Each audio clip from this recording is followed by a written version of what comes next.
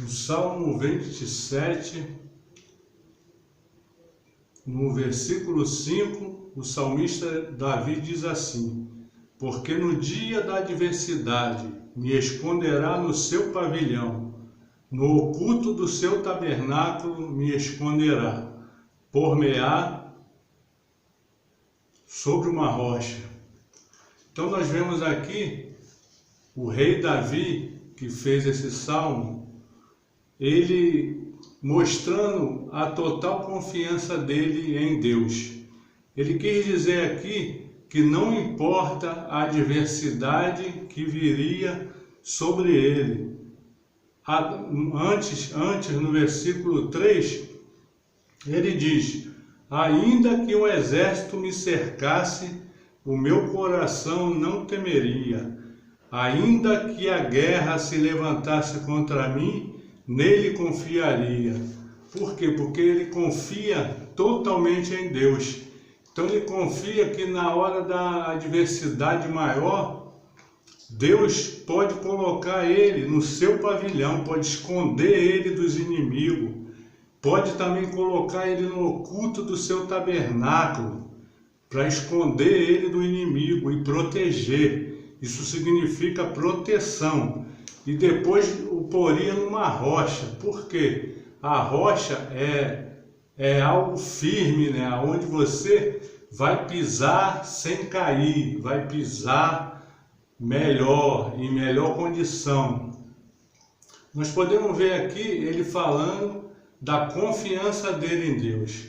Em Jeremias 29, versículo 13, diz assim também: e buscar-me-eis e me achareis, quando me buscardes de todo o vosso coração.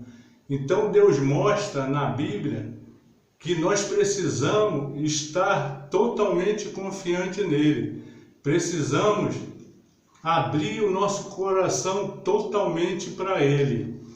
Continuando aqui, também no livro de Apocalipse, já no Novo Testamento, no capítulo 3, versículo 20, diz assim, Jesus que diz: eis que estou à porta e bato.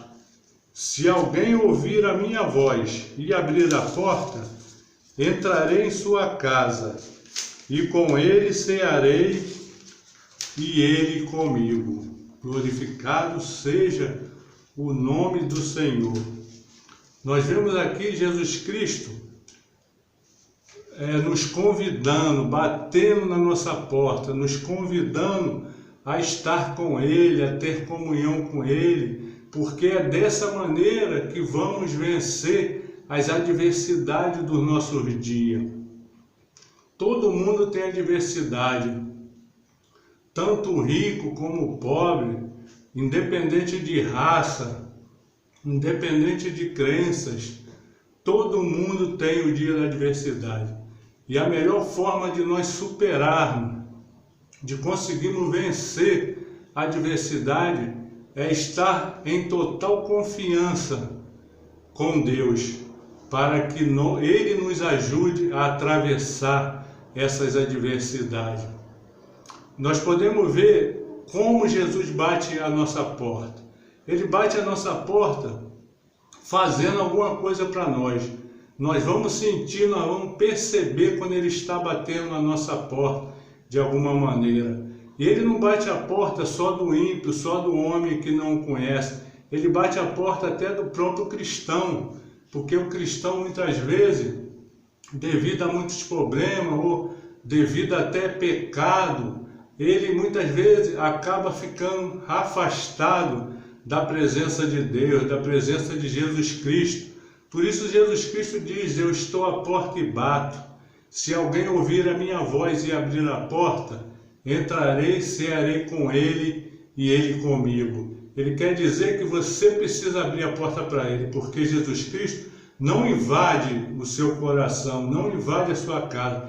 Ele bate de alguma maneira, te abençoando, fazendo alguma coisa por você, ou falando com você, de alguma maneira, você vai perceber que Ele está batendo na sua porta. Por exemplo, se nós formos ler a Bíblia, no Evangelho de João, capítulo 8, a mulher adúltera, Jesus Cristo bateu na porta dela como um advogado, porque ela estava sendo julgada e ia ser apedrejada por adultério. Jesus Cristo julgou a causa dela e disse: aquele que não tiver pecado, atira a primeira pedra nela. E como todo mundo tinha pecado, todo mundo saiu e largou aquela mulher. Jesus foi, perdoou os pecados dela e mandou que ela fosse e não pecasse mais. Então ele advogou a causa dela. E por aí vai, ele bate a sua porta como médico, ele te cura das enfermidades, ele resolve teus problemas, suas causas na justiça, ele te consola em momentos tristes, ele bate a nossa porta querendo ser o nosso Redentor, o nosso Salvador. Então que você possa meditar nessas palavras. Olha, um versículo na Bíblia, um capítulo, que nos ensina a forma de nós recebermos Cristo quando Ele bate a nossa porta. É lá no capítulo 9 de Atos dos Apóstolos, quando Paulo, que era chamado Saulo de Tarso, quando ele se converteu ao Evangelho, ele estava perseguindo os cristãos, porque ele achava que era certo fazer isso, porque Paulo era religioso, ele seguia a Deus também, ele servia a Deus, só que ele não acreditava na seita do cristianismo. Para ele aquilo era uma seita horrível que fazia mal à sociedade. E por quê? Porque ele não conhecia Jesus, Jesus não havia batido na porta dele ainda. Ele conhecia a Deus certamente porque ele era do farisaísmo e era uma religião que seguia a Deus. Então, seguia Jeová.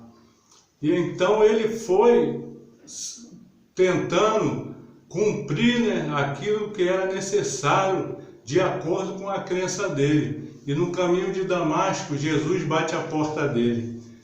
Aparece aquele clarão que o cega na hora e ele cai por terra. E ele, assustado, pergunta para Jesus. Primeiro Jesus diz assim: Saulo, Saulo, por que tu me persegues? E ele diz: quem és, Senhor? E Jesus disse: eu sou a Jesus a quem tu persegue. Duro é para ti recalcitrar contra os aguilhões, que os aguilhões são espinhos, espeto, e ele ficaria ferido indo contra a obra de Deus, contra um filho de Deus. E então ele fala assim: que farei, Senhor? E nós podemos ver que exatamente aquele momento que ele disse: que farei, Senhor? Ele abriu seu coração para Jesus, ele abriu a porta para Jesus, e agora Jesus entraria em sua casa, cearia com ele, e então estaria ali a harmonia, entre Jesus e o homem. Nós podemos ver que Jesus então mandou que ele fosse na rua chamada direita e enviou Ananias depois para orar por ele e curá-lo. E a Bíblia diz que Paulo, quando Ananias chegou lá, um discípulo, Paulo já estava orando a Deus. Quer dizer, ele realmente deixou Deus entrar na sua vida. E daí ele começou a pregar o Evangelho e deixou maravilhosas epístolas até hoje, que são uma bênção para nossas vidas. Deus o usou totalmente pelo Espírito Santo. Até quando as coisas ruins viriam sobre a vida de Paulo, Deus o avisava antes. Nada era que acontecia, Paulo ficaria surpreso, porque ele já sabia de tudo, porque ele entregou totalmente a sua vida para Deus, entregou totalmente a sua vida para Jesus Cristo. Então que nesse dia de hoje você medite nessas palavras. Se você tem adversidade, se você está sofrendo nesse momento, não sei o seu problema, mas seja o problema que for, deixa Jesus entrar totalmente na sua vida, para que Ele possa cear com você e você com Ele. Isso quer dizer comunhão total com Deus. Que você possa meditar nessa palavra, em nome de Jesus Cristo, que Deus te abençoe. Amém.